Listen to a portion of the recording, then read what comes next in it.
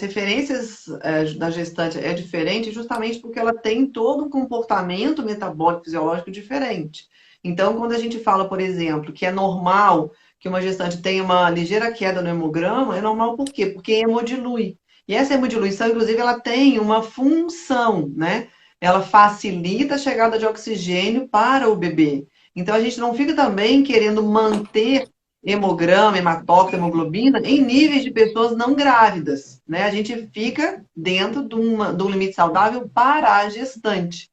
É óbvio que é o normal que a gente veja o quê? Que essa mulher começa com o hemograma mais alto e ele vai diminuindo ao longo da gestação e muitas vezes chega em níveis patológicos, mas que também tem muita relação com a alimentação. Normalmente a mulher não conseguiu ingerir no início de forma adequada a quantidade de ferro, a quantidade de proteína e os cofatores todos para a formação de células vermelhas, e aí ela já tem uma queda inicial maior, né? No meu caso, por exemplo, na minha primeira gestação, que eu comia comida, por conta do enjoo, eu comia comida 8, 10 vezes ao dia em pequenas porções, mas não comia biscoito, não comia fruta, não comia, eu comia comida, arroz, feijão, carne, verdura, arroz, feijão, era isso a minha refeição, eu não tive anemia. Eu fechei, ó, com 38 semanas, eu tinha 38 de hematócrito. Então, vocês veem que como que a alimentação pesa, né? A gente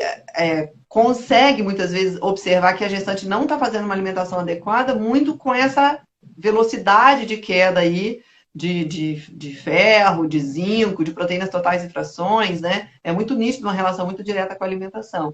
É óbvio que ela vai diminuindo e muitas vezes vai precisar repor no final, mas existe um valor de queda, né? De diminuição em relação ao que sempre foi, que faz parte do processo da gestação e cumpre uma função, como eu falei para vocês, né? Quando a gente tem uma reserva muito boa e se prepara para a gestação, que entrando numa gestação aí com hematócrito acima de 40, dificilmente essa mulher vai ficar anêmica, né? Eu entrei nas minhas gestações com hematócrito sempre acima de 40, não tive anemia em nenhum momento das minhas gestações. Fazer uma reserva prévia, não só de ferro, mas também ter um aporte adequado de proteína, vitamina A e de todos os nutrientes que fazem parte ali da produção do enterócito é extremamente importante, né, Débora? Porque a gente já vai ter.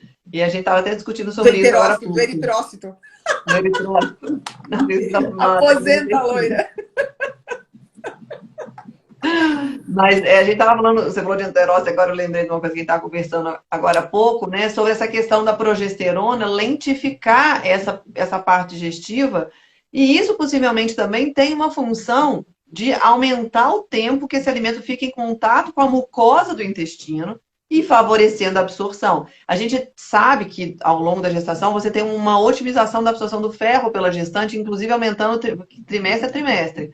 E a gente, né, vê que o corpo ele vai se adaptando a essas maiores necessidades. Qual que é o grande problema? Se eu não tenho uma fonte na dieta desses nutrientes, não adianta o meu corpo querer absorver mais se eu não dou esse alimento para ele, eu não dou esse nutriente para ele. E uma coisa que vocês têm que lembrar é que muitas vezes essa variação ela vai acontecendo de forma diferente ao longo da gestação. Não é a mesma proteína ao longo de toda a gestação, não é a mesma quantidade de ferro ao longo de toda a gestação. E a gente precisa efetivamente acompanhar por exames, né, B? Porque tem deficiências que não são nítidas.